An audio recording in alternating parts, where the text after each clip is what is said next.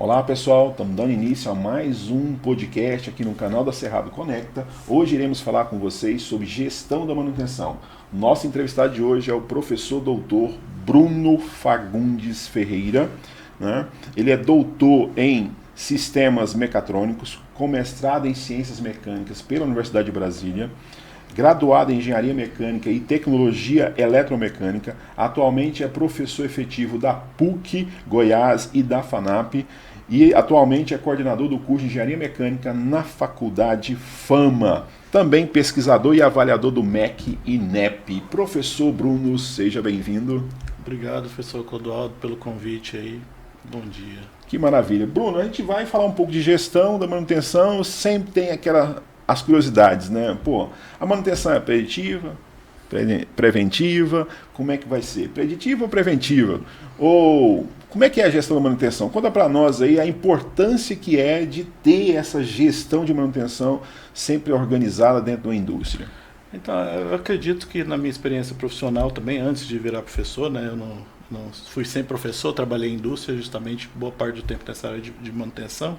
A manutenção tem evoluído muito nos últimos anos. As empresas já estão vendo a importância da manutenção. Eu me lembro que há uns 20 anos atrás, quando eu comecei, até tinha um planejamento estratégico na indústria que eu trabalhava que eles nem sequer chamavam o pessoal da manutenção, que eles achavam que a manutenção não era importante ou que era só um gasto para a empresa. Depois as empresas começaram a ver a importância da manutenção para ter a produtividade na indústria, né? Então as empresas começaram a ver que não adianta só a indústria implantar o PCP, o Planejamento e Controle de Produção, implantar técnicas de gestão de produção enxuta, just in time, de melhoria contínua, se a manutenção não estiver organizada. Então, se a manutenção não estiver organizada, o equipamento vai parar e não vai conseguir atingir as metas de produção. Então, as empresas começaram a organizar a manutenção também para atingir os objetivos de produção. Então, isso tem melhorado nos últimos anos nas empresas, né? Então, essa é justamente um dos pontos de gestão da manutenção, que é atingir os objetivos de produção. Então, até quando eu comecei também nessa área de manutenção, as empresas muitas vezes pegavam um profissional que era da área técnica, um técnico bom da área técnica, e colocava ele como gestor de manutenção, porque ele era bom da área técnica. Hoje em dia não, hoje em dia as empresas já têm também conhecimento que o cara precisa ter domínio nas áreas de gestão, além das áreas técnicas. Tem que ser um profissional muitas vezes de nível superior, né, com experiência na área de gestão da manutenção. E esse profissional geralmente é um dos profissionais mais completos da empresa. Eu costumo até falar isso quando eu dou aula dessa parte de manutenção, porque o cara que é gestor de manutenção, ele tem que ter conhecimento de mecânica, de elétrica, de eletrônica, de recursos humanos, de administração, de financeiro, né, de retorno de investimento, de normas, de ativos, enfim. Ele tem que ter conhecimento de várias áreas e não só de área técnica, e não só de área de gestão. Então é um dos profissionais mais qualificados que tem ali na indústria, né? Então eu costumo dizer que a área de manutenção é uma das áreas que vem crescendo muito e ela é fundamental para qualquer indústria que quer sobreviver hoje no mercado, porque ela também ajuda a garantir a produtividade das empresas e das indústrias.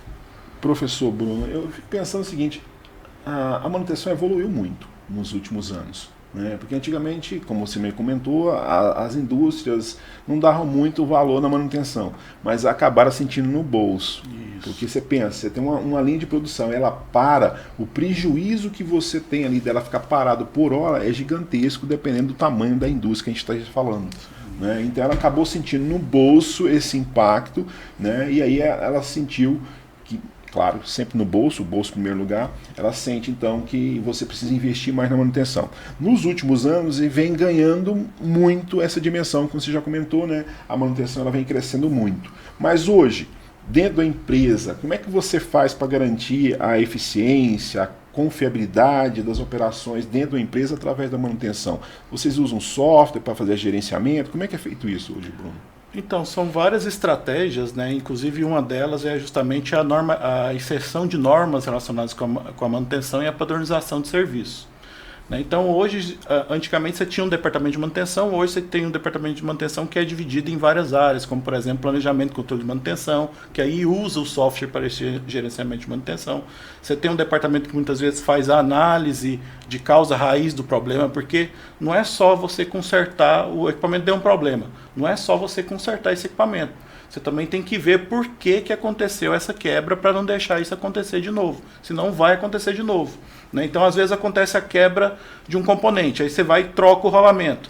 Só que, às vezes, o problema não era o rolamento, é a lubrificação, a falta de lubrificação, o excesso de lubrificação desse componente. Então, você não analisou a causa raiz do problema, vai acontecer de novo. Então, hoje você tem um departamento de manutenção que faz o planejamento e controle, você tem um departamento de manutenção que faz a análise da causa raiz do problema, você tem um departamento de manutenção que faz também a execução do serviço, né? Então, e hoje já se usa também, e aí a gente entra um pouco em outro assunto, que são tendências de manutenção, já se usa inteligência artificial para casos de manutenção, aí já entra em manutenção preditiva, enfim. Já tem uma série de recursos que a manutenção utiliza, que vai muito além das técnicas tradicionais, que são corretiva, preventiva e mesmo a preditiva, né? Então, quando a gente fala, por exemplo, corretiva, antigamente se utilizava a corretiva e evoluiu um pouco para a preventiva, que é a substituição de componentes periodicamente. Só para quem está nos assistindo que não é da área, a corretiva é aquela que aconteceu o problema. A máquina parou. Foi lá, um rolamento. Aí você entra com a sua equipe, vai lá, troca o rolamento, você tem a corretiva. A preventiva, você trabalhava no sentido de evitar que a corretiva fosse utilizada. Isso. Não é isso?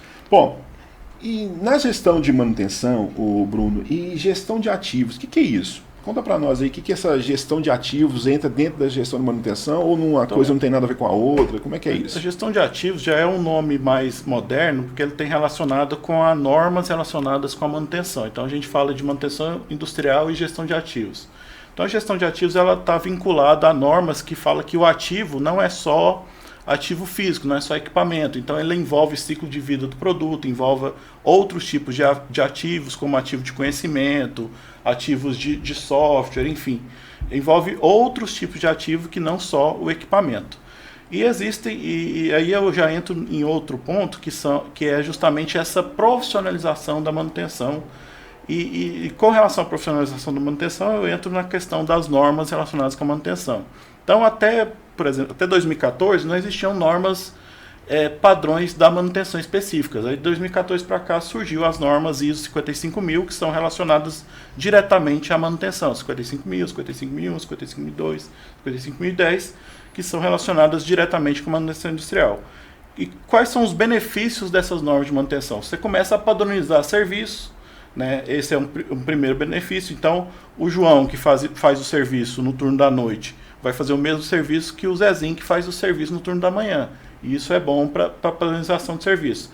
O outro ponto benéfico das normas é justamente o conhecimento e a participação de toda a empresa na manutenção. E isso não acontecia, né? Do mesmo jeito que a empresa quer uma norma ISO 9000 de qualidade, quando ela quer uma norma ISO 9000 de qualidade, toda a empresa tem que participar, né? Ou seja, desde o pessoal da limpeza até a alta direção tem que participar. Então, se eles querem uma norma ISO 55000 de manutenção, desde o pessoal da limpeza até a alta direção tem que participar da manutenção. Então, o pessoal da limpeza participa da manutenção, com a limpeza do equipamento, os operadores participam da manutenção, com o checklist diário, a alta direção participa da manutenção, conscientizando todo mundo da importância da manutenção para atingir os objetivos da empresa. Então, essas normas e essas padronizações vieram justamente para poder atingir esse objetivo de melhorias, né, no sistema de manutenção. Fiquei curioso, Bruno, você falou da tal da ISO. Uma empresa, ela busca ISO para quê? Ela busca ISO justamente para se firmar no mercado, para auditorias internas e também para ter essa padronização, né? Então, a partir do momento que você se consolida primeiro que você se consolida como uma empresa mais sólida, digamos assim, né? A ISO vem então para dar qualidade. Para dar qualidade no Se eu falo que a minha empresa tem uma ISO 9000, por exemplo, isso, eu tenho uma certa qualidade, você pode ir lá que aquela qualidade está garantida. Está garantida. Então você vai ter uma auditoria interna para garantir essa qualidade. Na manutenção vai ser a mesma coisa. Você vai ter uma auditoria interna, auditoria externa, para garantir que todos os regulamentos de manutenção estão sendo obtidos. Isso garante uma padronização, garante até um produto, uma qualidade de produto, uma qualidade de segurança. porque a manutenção está envolvida nisso, né? Então, por exemplo, se você não tiver uma manutenção bem feita, isso pode atingir o seu produto final, né? E a manutenção é tão importante que, se você tiver um problema de manutenção, você pode mandar um produto danificado para o mercado e danificar a imagem da empresa por causa de um problema de manutenção, né? Então, isso garante também qualidade de serviço de manutenção. Teve um caso interessante, eu não sei se você lembra, acho que foi uma cerveja, acho que o cara causou mortes, inclusive. Ele urinou, eu não sei o que ele fez, não lembro mais se ele jogou algum produto, ele se urinou lá na cerveja. Acho que teve um caso, foi se eu não me engano, era um produto químico que foi para a cerveja e inclusive causou mortes. Teve um caso de urinar. De urinar, né? Também. Mas esses casos de urinar é mais difícil de pegar, não é? Porque como é que você vai? Aí já seria no controle de qualidade, e como você tem por amostragem, pode ser que passe, né? Então, mas geralmente você faz se o cara urina num galão de 5 mil litros de cerveja, você não vai identificar. Não vai identificar, mas a empresa deve ter câmeras filmando para garantir que isso não aconteça, né? Isso, No outro caso, acho que houve um vazamento de um produto que foi para a cerveja e aí levou um problema sério. Ou seja, se vai a óbito por um erro dentro da empresa, o custo financeiro para essa empresa é muito maior. Então, fora a imagem que ela vai perder. Isso mostra a importância que tem que ser uma boa manutenção. Boa manutenção, porque pode ser um erro de manutenção que causou um erro do produto, esse produto foi para o mercado, né, e causou um prejuízo para a empresa que pode até falir uma empresa, né? Então, um erro de manutenção, por falha de procedimento de manutenção, por falha de uma manutenção correta, pode chegar a falir uma empresa. Teve um caso interessante agora, acho que é recente, pessoal. Inclusive aqui de Goiânia. O cara mandou arrumar o carro aqui em Goiânia e foi para o litoral do sul, né, no sul aí do Brasil, e houve um vazamento de um gás. Quando fez a manutenção do ar-condicionado, houve vazamento de um gás, né, o gás do ar-condicionado, e o pessoal não viu, foi dirigindo, começou a sentir náuseas, né, muito calor, resolveu parar o carro e deixar o ar ligado. E aí o vazamento continuou e acabou indo a óbito, pessoal. Esse é um erro de manutenção, mas não do dono, né? Porque o dono foi lá justamente na empresa para poder fazer essa manutenção, né? E acabou que a empresa não fez da maneira adequada. Isso também pode acontecer. Ou seja, não basta eu ter uma boa manutenção. Eu preciso de ter uma equipe extremamente treinada, qualificada para trabalhar na minha manutenção. Essa qualificação, Bruno, você acha que é importante para o cara que quer entrar nessa manutenção se qualificar? Ou seja, é bom fazer curso para entender como é que funciona isso? Então, hoje é indispensável, né? Igual a gente estava falando. Antigamente, muitas vezes, essa qualificação era meio que lá na empresa, através de maneiras práticas. Hoje é indispensável o profissional ter conhecimento, ele faz uma graduação e muitas vezes faz uma pós-graduação na área de manutenção ou na área que ele quer trabalhar relacionado com a área de manutenção. E nessa pós-graduação que ele vai ter esse conhecimento específico de gestão, de planejamento e controle de manutenção, de técnicas de manutenção, para poder aplicar na prática. Então, se ele quer ser um gestor de manutenção, se ele quer ser um analista, se ele quer ser um bom profissional nessa área de manutenção, muito provavelmente ele vai ter que se qualificar nesse sentido.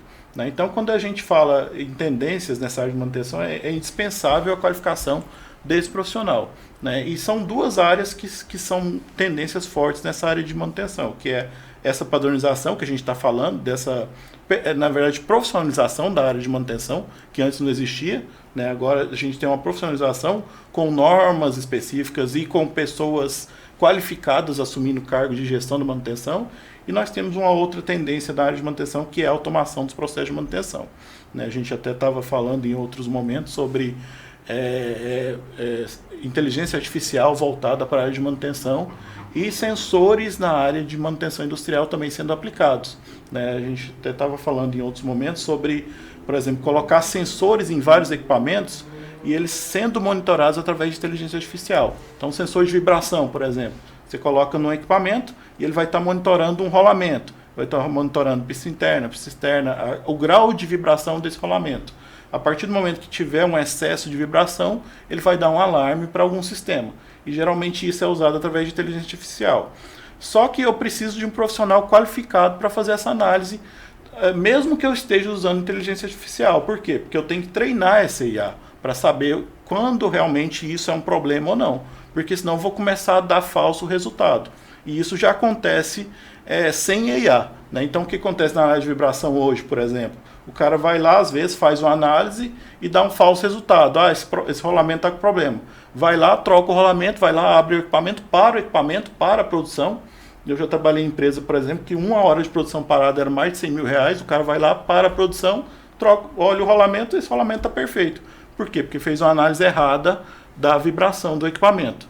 E a IA, se ela não for bem treinada, ela pode fazer isso também. Né? Pode fazer uma análise errada porque ela não foi treinada. Então, o que eu preciso? Eu preciso de um profissional qualificado para alimentar esses dados de maneira correta e treinar essa IA de maneira correta para analisar isso de maneira correta.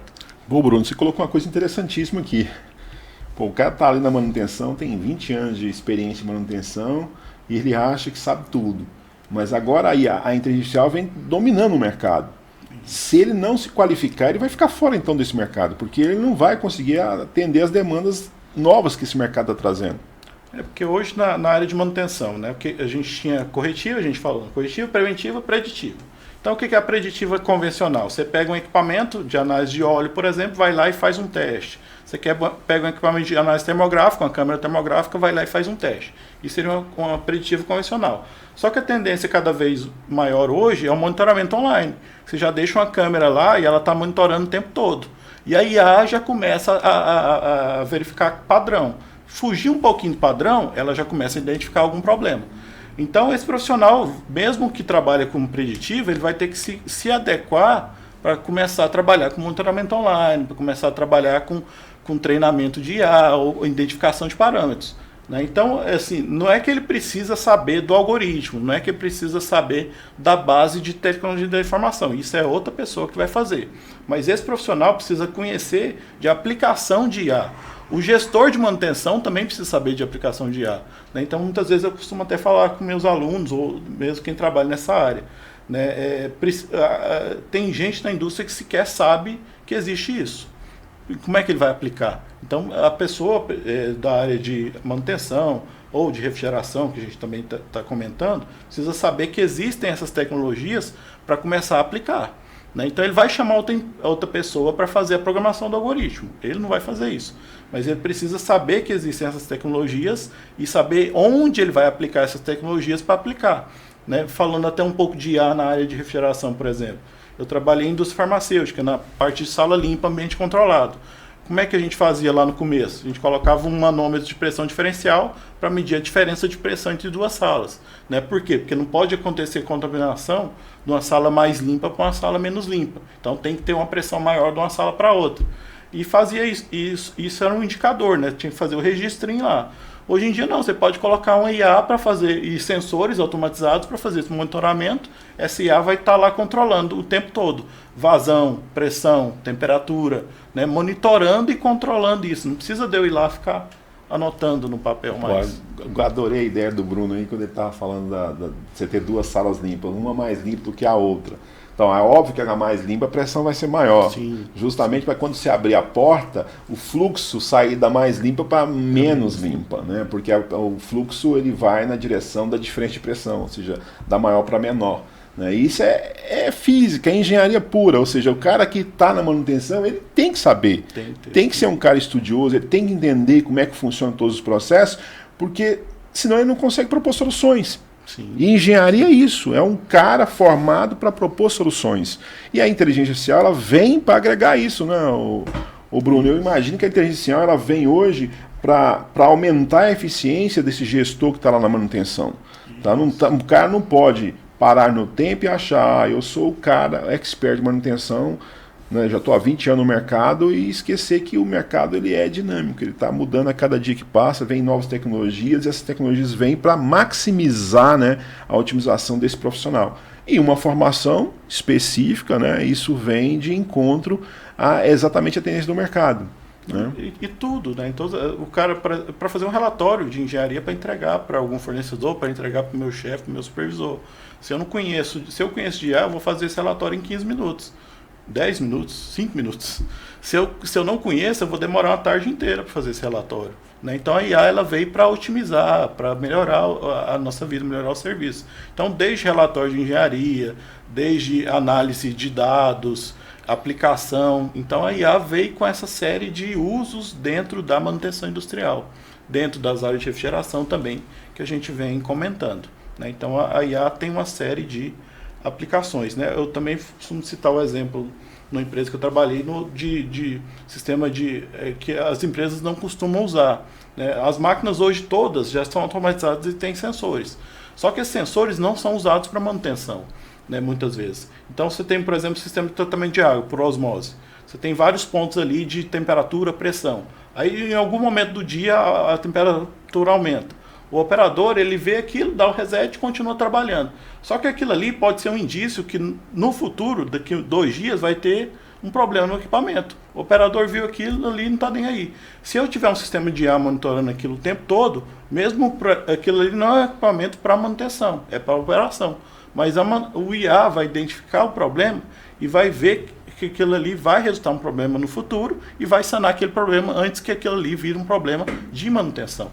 Então é um sistema que foi feito para operação, mas que pode ser usado para manutenção e as empresas muitas vezes não estão utilizando. Por quê? Porque não tem conhecimento na área. O gestor às vezes não tem conhecimento que aquilo ali pode ser usado para manutenção e não tem conhecimento de IA.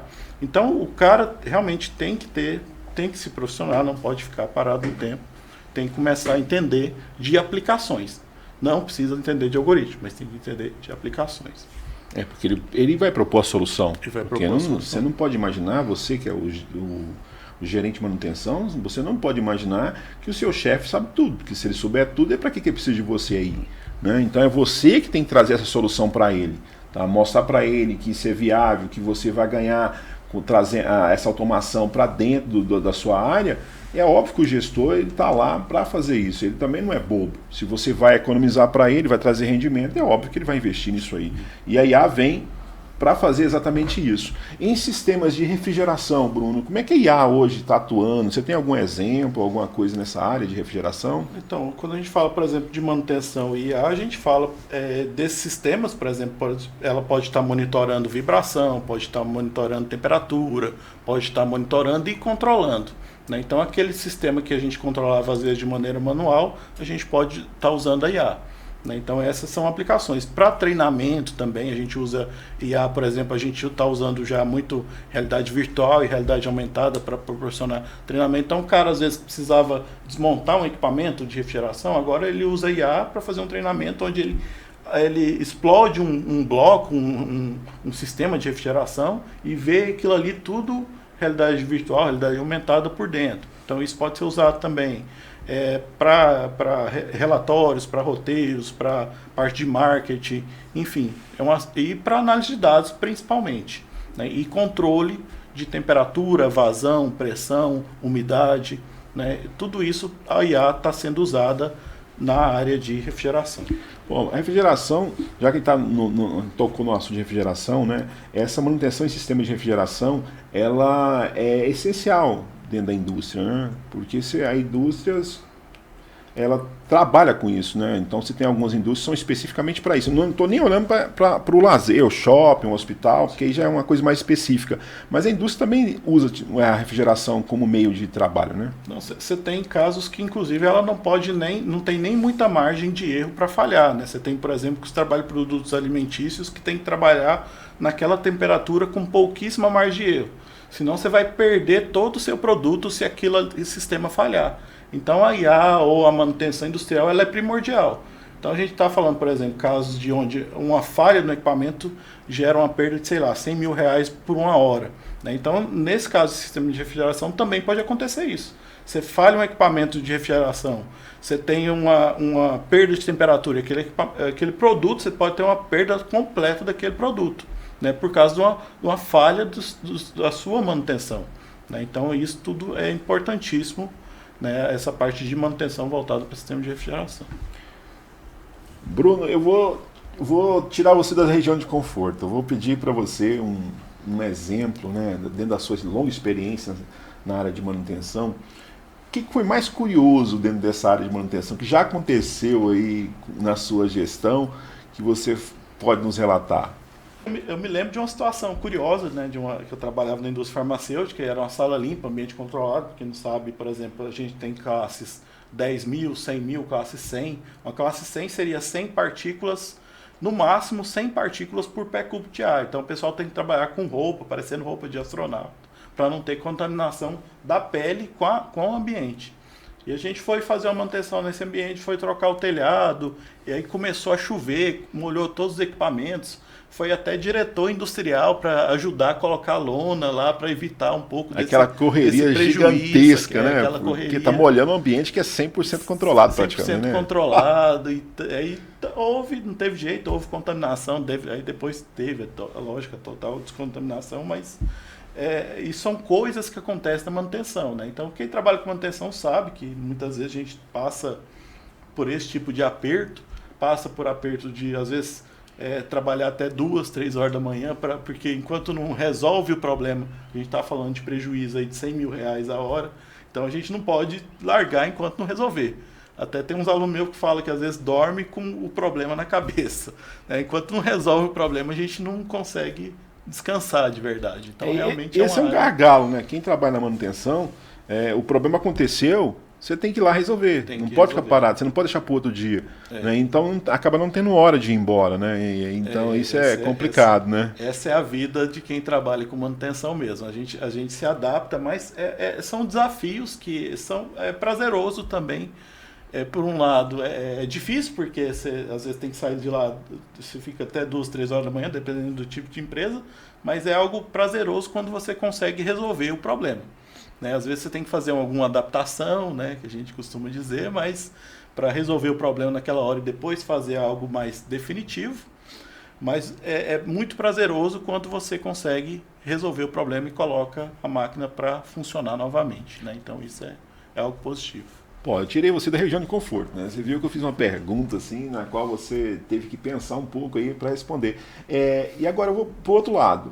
Você contou uma curiosidade, um desafio que você enfrentou. Agora, e um momento assim que foi assim, que você teve dentro da área de manutenção, que você falou assim, pô, esse foi o melhor momento da minha vida?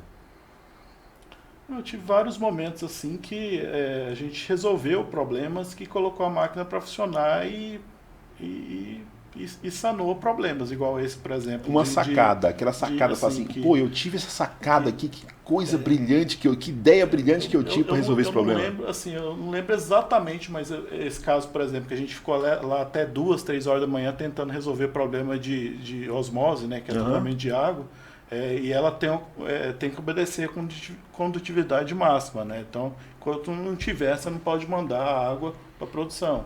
E ficamos lá quebrando a cabeça, o que era, contaminação. E às vezes o problema de contaminação ele é muito difícil de ser resolvido, porque você pega, você não enxerga, você não sabe o que é, sanitizante não resolve. Então você tem que ir lá buscar, ver onde está a contaminação, o que é. Aí, às vezes problema de filtro, problema de não sei o que. Então às vezes, e quando você resolve o problema, aí você tira um peso das costas, né? Você vê aquilo ali, você coloca troca de filtro ou muda um processo ali, resolve o problema e coloca para funcionar. Aquilo ali é extremamente gratificante. Então a área de manutenção ela tem os contras, né? Que é justamente às vezes é uma área que às vezes você tem que ir lá num domingo para resolver um problema que às vezes acontece, dependendo do tipo de indústria que você está trabalhando, mas tem o positivo que são esses desafios que você está sempre tendo que correr atrás para poder solucionar o problema. Então, realmente, são... Você é capaz de dizer para nós, assim, Bruno, que a manutenção é uma área que exige muito do engenheiro? Ou seja, ali ele vai ter que enfrentar desafios o tempo todo? Com certeza, igual eu cheguei a comentar no começo, porque ele precisa ter conhecimento de várias áreas. Isso também é desafiador, porque tem outras áreas dentro da indústria que você precisa ter um conhecimento específico daquela área. Você precisa ter conhecimento de mecânica, beleza. Na área de manutenção, não. Você tem que ter conhecimento de mecânica, de elétrica, de eletrônica, de gestão de pessoas. Você tem que lidar bem com pessoas. Você tem que ter conhecimento financeiro, porque você tem que ter retorno de investimento, de equipamento. Você tem que ter retorno de investimento do seu capital de pessoas, capital do produto. Você tem que entender que uma hora daquela máquina parada não é só o custo do rolamento da correia, é o custo da produção parada. Então, são várias áreas de conhecimento que você tem que começar a entender para dominar e ser um bom gestor de manutenção. Senão, você não vai ser um bom gestor. Se tiver aquela visão só técnica, você não consegue ser um bom gestor de manutenção. Então, é realmente desafiador trabalhar com a área de manutenção. O engenheiro Bruno, doutorado em sistemas mecatrônicos. Qual foi assim, a sua tese lá no doutorado? No mestrado eu trabalhei com manutenção, análise de vibrações. No doutorado eu fui para outra área, eu fui para a parte de metrologia, medição de coordenadas. Então eu trabalhei com essas duas áreas no mestrado e doutorado. Então no mestrado você trabalhou exatamente com gestão de manutenção. Análise de vibrações. De vibrações. A parte de gestão de manutenção. Qual foi o sistema de fato que você trabalhou em vibrações? Era vibrações o quê? Eu trabalhei com análise de eixos, de trincas em eixos. Então a ideia era verificar... Mas não era propagação de trinca que você estudou, não? Não, a gente estudou um pouco de propagação de trinca, mais especificamente o que a análise de vibração dava para ser verificado com as trincas. Então a gente colocava carga, gerava uma trinca de diferentes profundidades e analisava essa análise de vibração a partir dessa carga e dessas Como é que essa trinca propagava? Não foi esse o tema específico? O que gerava no gráfico de análise de vibração. Era mais ou menos nesse sentido. O foco não era fácil vibrar e ver como é que essa trinca se propaga, qual é o tempo que eu vou ter? Como que... Não, a gente colocava ele para girar e verificava no espectro de vibração o impacto dessa trinca no espectro de vibração. Se dava para identificar essa trinca no espectro de vibração. Ah, beleza. Ou seja, você não vê a trinca, mas pelo espectro que eu consigo medir lá, eu consigo dizer, tem uma trinca lá. Tem uma trinca ali nesse componente. Tá, mas nesse sentido. Seria uma microtrinca ou desde uma trinca micro iniciais até trinca mais profundas. Então a gente analisava vários. Mas você consegue pegar uma microtrinca no sistema de vibração? Sim, é muito difícil. Né? A gente concluiu no mestrado justamente isso, porque trincas iniciais são difíceis de pegar na análise de vibração. Então a gente colocava carga, colocava várias situações. E a gente concluiu que realmente trincas iniciais, porque tem vários métodos para identificação de trincas e não com equipamentos em movimento, geralmente com equipamentos parados, como por exemplo líquidos penetrantes, partículas magnéticas. Sim, aí você tem estágios não destrutivos para poder fazer isso.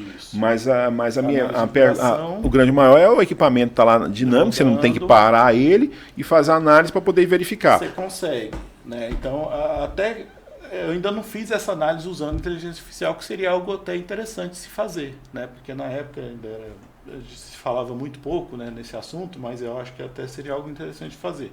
Né? Mas na época a gente conseguiu sim pegar algumas variações e algumas frequências de rotação no espectro. Então dava para ver. Que legal. Variação, sim. E no doutorado você mudou, foi para sistemas mecatrônicos. Foi para sistemas mecatrônicos, aí eu fui mais para a parte de metrologia e medição de coordenadas. Então eu trabalhei com máquina de medição de coordenadas e braço de medição de coordenadas. Aí desenvolvi uma patente com software, né, na parte de algoritmo, porque o braço de medição de coordenadas, por exemplo, ele tem um software que capta, você pega um braço de medição de coordenadas, ele vai pegando os pontos e vai gerando um algoritmo para calcular essa geometria. Certo. Só que ele é um algoritmo do equipamento, é um algoritmo fechado. A gente desenvolveu um algoritmo aberto, né, para poder fazer essa análise e desenvolver um método também para fazer a verificação de desempenho desse braço de medição coordenadas. Então, que maravilha! Estamos aqui hoje com o professor Bruno, falando um pouquinho para você da gestão da manutenção e trazendo um pouco de curiosidade da vida dele, falando um pouco do mestrado dele, que foi lá em vibrações, né, e depois sistemas mecânicos, né? Mecatrônicos, né? Mestrado e sistemas mecânicos, o doutorado. No doutorado dele, que foi feito tudo na Universidade de Brasília, né? Universidade de Brasília. Rapaz, não foi fácil, né, Bruno? 4 anos de doutorado, 2 anos de mestrado. Porque a gente acaba prorrogando, né? Que na época eu já trabalhava, já era professor. No mestrado eu ainda não era professor, eu trabalhava em indústria. É por isso que eu resolvi fazer mestrado na área de vibrações e manutenção, porque eu trabalhava com manutenção na época e eu resolvi fazer justamente porque não tinha pós-graduação em Goiás na área de manutenção. Então, assim, é por isso que eu resolvi fazer um mestrado Eu em acho Brasília. que isso começou a surgir mais na área de mecânica mesmo, depois que o IF abriu, né? Depois que o IF O IF ela abre engenharia mecânica, depois vem a UFG também, logo na sequência também abre engenharia mecânica, e começa a nascer essa pós-graduação. Agora, quem estava lá em 2002, cara, como eu comecei aqui na engenharia mecânica em 2002, só tinha um NIP, cara. Era a única que tinha engenharia mecânica. Depois que a coisa foi evoluindo, né? Aí tem hoje um monte de universidade aí, ou faculdade que traz engenharia mecânica. Então acaba que o leque que a gente tinha de opção para poder fazer pesquisa era bem menor, né? Que se restringia ao UNB. O cara queria ir, tinha que ir para a UNB. Ou Uberlândia, né? Que eram os mais próximos aqui do estado de Goiás e de Goiânia. Bom, estamos chegando ao final aqui do nosso podcast. Falamos um pouquinho para vocês de gestão da manutenção com o professor Bruno Fagundes Ferreira, na verdade, o professor doutor Bruno Fagundes Ferreira, né, professor aí, coordenador da Faculdade Fama, do curso de Engenharia Mecânica, também professor da PUC Goiás e professor da FANAP. Na FANAP você dá aula na engenharia também, professor? Lá não tem, lá eu dou aula no curso de logística, no curso de administração, nas áreas de gestão de produção, mas na área de gestão de produção que eu também já trabalhei.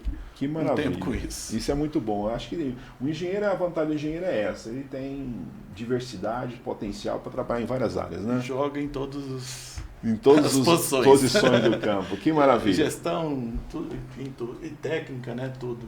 É verdade. Bruno, deixa para nós aí então suas palavras finais aí para quem está nos assistindo aqui no nosso podcast. Eu quero agradecer mais uma vez ao professor Clodoaldo pelo convite, né? E quero incentivar todos que se profissionalizem na área de manutenção industrial também, que é uma área que está em pleno crescimento, em pleno ascensão nas indústrias, né? Então, a gente falou de automação, de profissionalização, de normas, né? Então deixo esse comentário aí para que vocês busquem conhecimento tanto da área de manutenção quanto na área de refrigeração, né? Que busquem conhecimento mais profundo nessas áreas aí que estão em pleno crescimento. Estamos chegando então ao nosso final do podcast. Pessoal, vocês perceberam que gestão da manutenção, o professor Bruno deixou claro aqui, cara, a inteligência artificial está em tudo. Então se qualifiquem, não fiquem esperando a coisa acontecer, engenheiro tem que correr atrás, tem que buscar a sua qualificação. A nossa vida de engenheiro é dinâmica. Todo dia é uma tecnologia nova, você tem que estar sempre conciso, pronto para entender essa mudança de mercado. Então se qualificar é um ponto principal nessa mudança, né, professor Bruno? Então é isso, pessoal. Agradeço vocês nesse novo podcast. Espero vocês no nosso próximo podcast. Um abraço. Tchau, tchau.